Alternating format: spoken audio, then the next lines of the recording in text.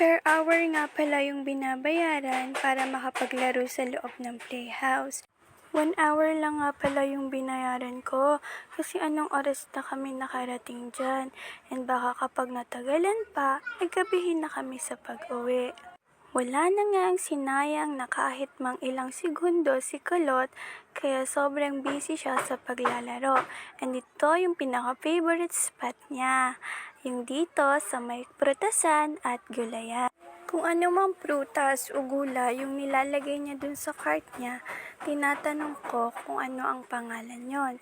And yung iba nasasagot niya, and yung iba hindi naman kasi hindi nga siya pamilyar din sa mga gulay o prutas na yon. Kaya pakinggan niyo ito. What is that? Pear. What's that? Very good. Okay. Strawberry. Very good. Ano yan? Ano to? Ay, ano to? Ito.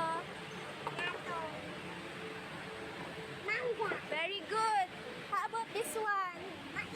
Very good. Yan. Ang palaya. Hanggang dito na lang muna. See you on part 3. Bye!